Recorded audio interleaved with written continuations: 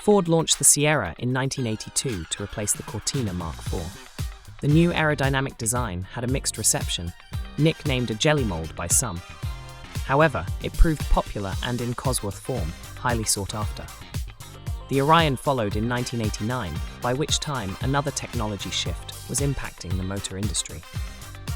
Emissions controls would fundamentally change all combustion engines forevermore. In 1981, the Space Shuttle made its first flight and went on to undertake 135 missions until 2011. Bob Ballard discovered the Titanic in 1985, whilst undertaking a top-secret US Navy mission looking for 2 Cold War US nuclear submarines. 1989 saw the fall of the Berlin Wall, marking the end of the Cold War, the division of Germany, and the breakdown of the Soviet communist system. Star Wars is back in 1980 with The Empire Strikes Back, whilst Jack Nicholson sends shivers down the spine in The Shining.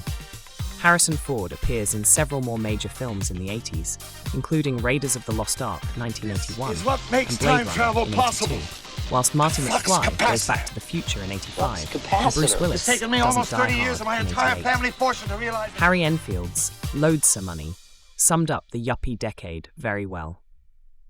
If the 60s were swinging, this was the decade when color first appeared to SP catalogs. It was also a period of substantial growth in the product range. By the early 80s, the very popular 318 cooling system tester was dominating the market and was to be found in almost every UK workshop. This product would eventually be used by the AA on all their vans to assist in roadside diagnosis and repair. During the next couple of years, another super popular tool would be introduced, the 270 brake pipe flaring tool. This tool allowed workshops to quickly fabricate sections of hydraulic pipe to repair damaged or faulty sections. Following on from the huge success of Speedline in the 70s, this range was extended in several stages to become a multi-million-pound business in its own right. The display stands were installed by the thousands, no exaggeration. The new hand tools were all professional quality and ideally suited to UK mechanics who invest heavily in their own personal toolkits. The cash and carries found the range very suitable for the independent tool van distributors, who had evolved as an alternative source of tools for mechanics who, hitherto, had been spending a fortune on products from Snap-on. In 1986, the Speedline range was awarded the National Automotive Show Award for Best Garage Product of the Year at a ceremony held at the Savoy Hotel in London.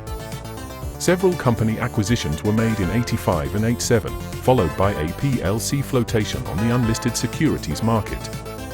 The timing of this flotation could not have been worse.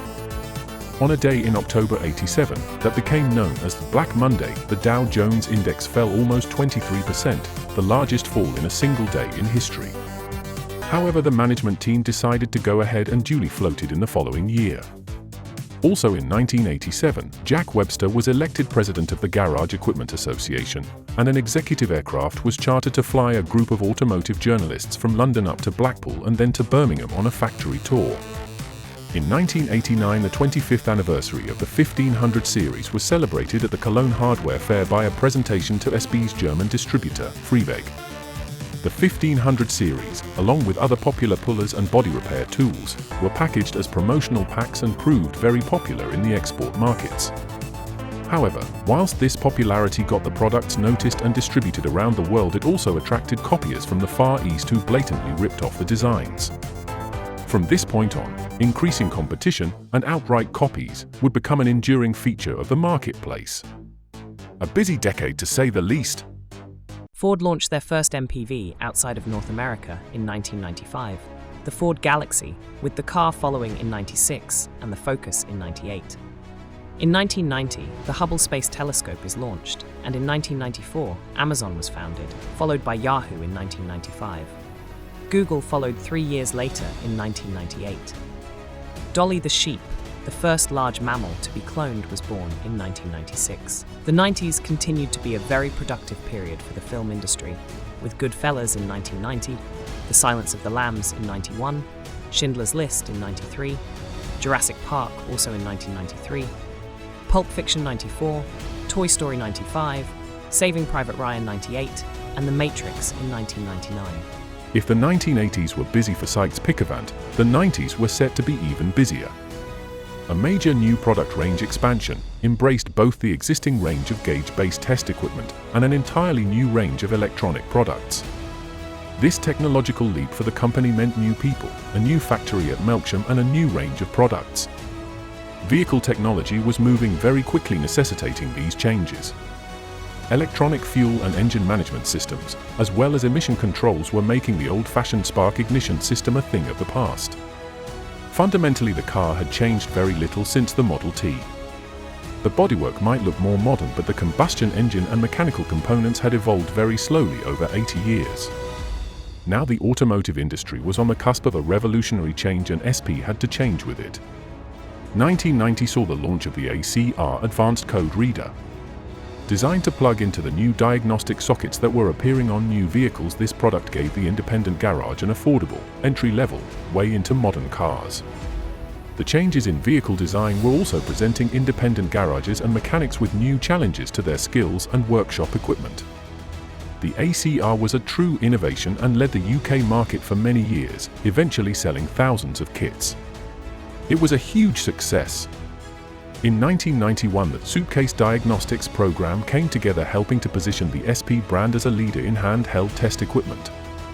Apart from manufacturing new technology, several small businesses who were already in the sector were acquired, including Engine Test Technique, AM Test Systems, and Motor Test GmbH in Germany. Emission test equipment was also added to the range to supply the emerging market for petrol, then diesel, MOT testing. The demand for better, full-color catalogues for both distributors and end-users spiraled during this period. Distributor catalogues were generally in A4 format and eventually ballooned to 364 pages. For the workshop trade, new A5 catalogues were produced in tens of thousands. Following the PLC launch in the 80s, SP had become an attractive target for acquisition, and in 1996 the massive French hand tool manufacturer, Facom, took an interest and purchased the company. Electronic technology products, and particularly the ACR, was of special interest as they had nothing like this in their range. Facom enjoyed a dominant market share of the French hand tool market and was widely distributed throughout Europe as well as other French-oriented overseas markets. In theory, the blend of hand tools and automotive service tools offered a synergistic fit, especially when combined with the joint distribution channels in Europe and elsewhere. Under the Facom brand, the ACR would go on to enjoy a much enhanced access to foreign markets. Not much new forthcoming from Ford in this decade, except the Cougar in 2008. The noughties started badly with the terror attack on the Twin Towers in New York, and several other disasters were to follow, including the 2004 Indian Ocean tsunami and the 2005 London bombings. These problems were then followed by the global financial crisis in 2007 and 8. Europe adopted the euro as a common currency in 2002, and later in the decade, in 2009, the hoard of Anglo-Saxon gold and silver was found in Staffordshire, not far from the UK headquarters for Facom and Brittle.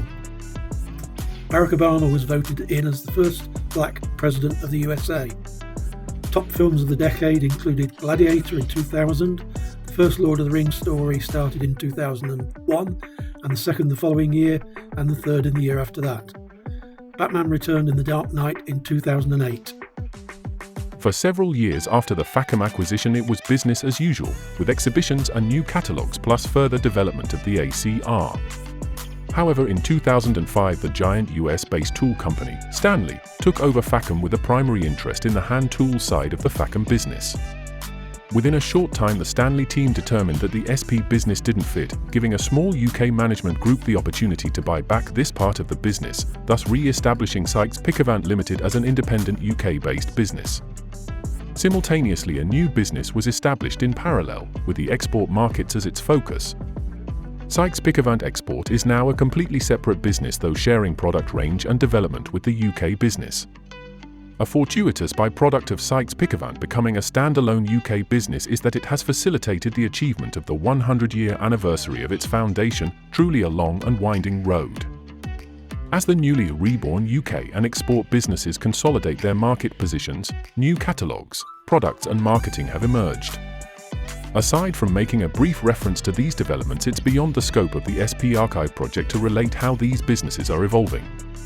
Both have live, operational websites as well as social media feeds. Visitors to the SP archive are encouraged to check them out. Links are provided below.